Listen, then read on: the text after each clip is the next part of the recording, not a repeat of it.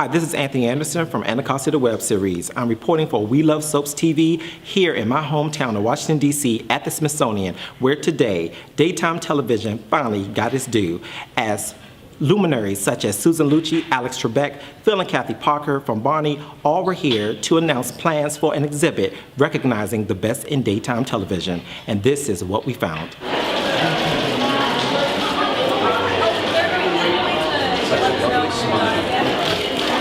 Couple more. Couple more shots. Perfect. Okay, and we invite you all to join us inside. The objects you have all donated here today will allow us to bring these memories back to the American public.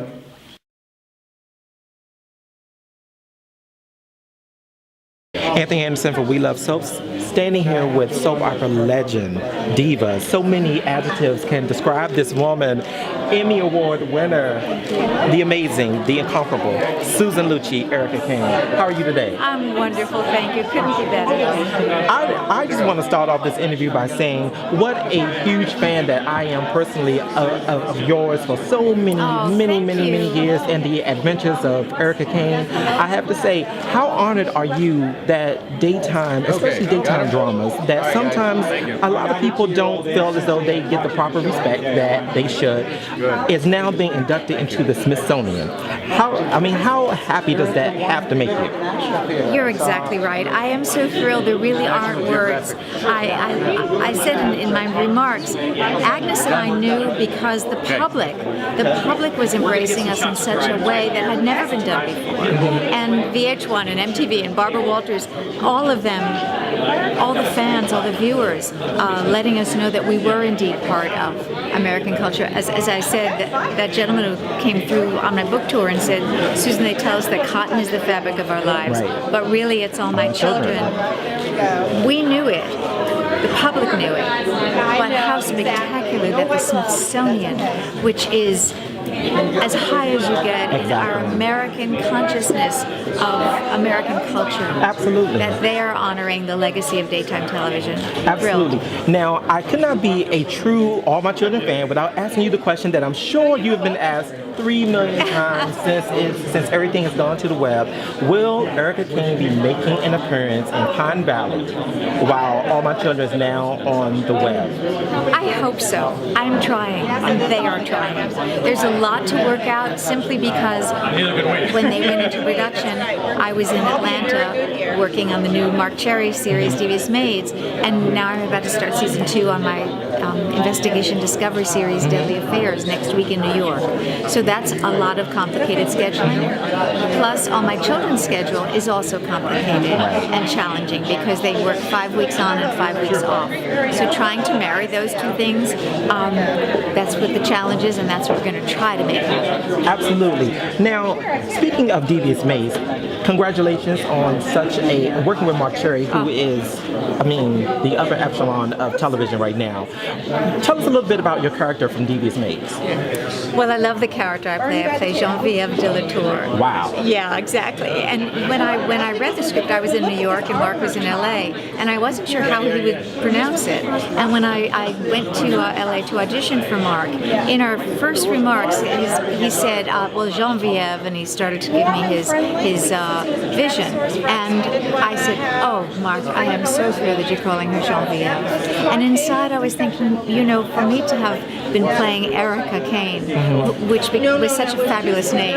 Right. Oh, to have the character be named Geneviève de la Tour, I thought, yes. Oh, that sounds right. That feels right. Right. And plus, it spoke to the character, who's very romantic. Different than Erica. She has been married several times. She has, as Mark described her, she's a woman who has been married a number of times, has attracted one powerful, wealthy man after another, living in Beverly Hills. This has been her life. But right now, she's not married, and she's not thinking that maybe she's that attractive anymore, and it's driving her really a little crazy. And so she's not feeling secure, and she has mood swings, and there's an innocence about her too, except that sometimes she self-medicates. So there's a lot of twists and turns, and there are surprises in every single character. Wow. No cliches. Wow. Every one of the girls, these wonderful Latina actresses who are gorgeous and so talented.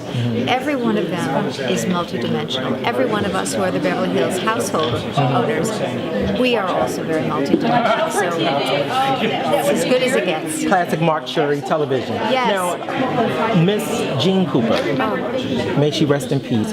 What was your fondest memory of Jean Cooper? Oh, I have a number of fond memories. All fond memories of Jean Cooper, first of all. I only learned of her passing last night on the red carpet in New York at Lincoln Center. I had no idea. Anyway, I remember her as so warm, so charming, so down to earth, so accessible, generous, elegant, talented. Every time I met her. Daytime plays a very important part in the lives of Americans everywhere. A lot of folks are shut-ins. A lot of folks are employed, and so they watch television during the day. And they get to live vicariously through the soaps, of course, and they get to live vicariously through some of the game shows because they say, hey, that lady is a stenographer, and I'm a stenographer, and she's doing well. Isn't that nice? And I think daytime television is feel-good television. It's instructive, certainly for children because of the children's programs we have. It's fun to watch other individuals suffering and dealing with difficult situations. There are a number of legal-type shows on the air now. Judge Judy, the most prominent one, I suppose. Years and years ago, there was only the People's Court and Judge Joe Wapner. But now Judy seems to be the top dog, if you will. And she's resolving situations that ordinary folks encounter all the time. And that's interesting and exciting for the viewers. And of course, the game shows and the quiz shows, as I've said many, many times, the best kind of reality television. And out of all the years of Jeopardy, what has been the most memorable contestant that you can remember from all the years of doing Jeopardy? Probably Ken Jennings, because he won so many shows in a row. He was on for 4 months. He won 74 shows in a row. I don't think that record will ever be broken. I'm actually one of the co-creators of Barney the Dinosaur, and my husband was the original lyricist and composer. Yes. How incredible is this day for you to be inducted into the Smithsonian, to have your work as, I mean, this is going to be for forever. For perpetuity, absolutely. For perpetuity. I mean, that has to give you some pride, which is undescribable. Absolutely. I have goosebumps as you're saying it right now. I mean, it's hard to process, actually, but it's just an honor, and we are thrilled, and I cannot wait to come in the future with our hopefully grandchildren at some point to be able to share this experience. I mean, it's a humbling experience, and we're honored to be a part of it. Did you ever think at the originality of Barney that one day Barney would be in the Smithsonian? No, absolutely. That was not even on our radar. The radar for the greatest dream at that point was to have Barney on television. But for this opportunity, what a lifetime gift. So we are thrilled. And also the first song that I ever wrote, with my wife being one of the key decision makers, played her the first song, which I thought was great, and she says, "That's not even close." So it all evolved over a period of time. Yes. Had pretty humble beginnings. The everlasting joy that Barney is bringing to kids, what do you attribute that to? I think you attribute it to Barney's enthusiasm. He clearly emanates love for children, accepting of children, the play, the imagination, all the music, and with real children on the set. It's all of those factors that come together that make Barney such a tremendous appeal to young children and their families. I would echo that. It's the combination of the many elements. Did you ever think the Emmys, the Daytime Emmys, would be inducted into the Smithsonian? Oh, there's no question I did. I'm not just making this up, but I did. but it happened sooner than I expected. Really, thanks to Mr. Gray and his staff. But really, this is a great day today. What a great day it is truly for daytime, for just daytime television, daytime programming in general, which for many, many years has not gotten the proper adulation that it should have gotten. So today must bring you a immense amount of joy. Oh, it brings me a hell of a lot of joy because when I started CBS back in the 60s, my first assignment was working on Edge of Night. Wow. So, and I rotated every show, I worked on every soap, and then I met my wife who was working on a Thanksgiving Day parade when I was producing it. That's another daytime event. And then for our wedding, the best man was the executive director of Guiding Light, and who played the organ at our wedding was Charles Paul, who played the organ on Edge of Night, As the World Turns, and he also played at Radio City and the New York Yankee Stadium. Wow. Now for the Smithsonian to recognize daytime, there had to be a lot that went into it. Can you tell us what some of the process was? Well, we really look at the American story as inclusive. It's about everybody over time, and it's very important to represent people's lives today and how they see America. And so when you think about it, how many people watch daytime television?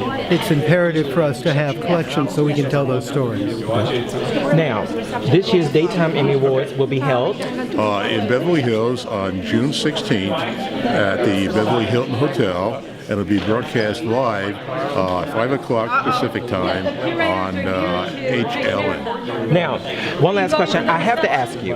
With the incorporation of One Life to Live and All My Children now going to the web, how exactly would that play into factor for next year's Emmy Awards? That was already discussed. Those two categories, those two shows, will fall into the normal soap opera categories like they do right now. It makes no difference what the genre is. And I spoke to Rich Frank yesterday, in fact, and we discussed exactly the same question. That was a very good question, by the way. So so he's excited that not only the shows, but the producers and directors will still fall into the daytime category.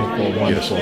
Now, I don't know about you, but as a daytime viewer, I am pleased and I'm ecstatic that an exhibit in my hometown in Washington, D.C. will be here for people to come see for the rest of their lives. Once again, thank you from We Love Soaps TV. This is Anthony Anderson from Anacostia, the web series, and happy viewing.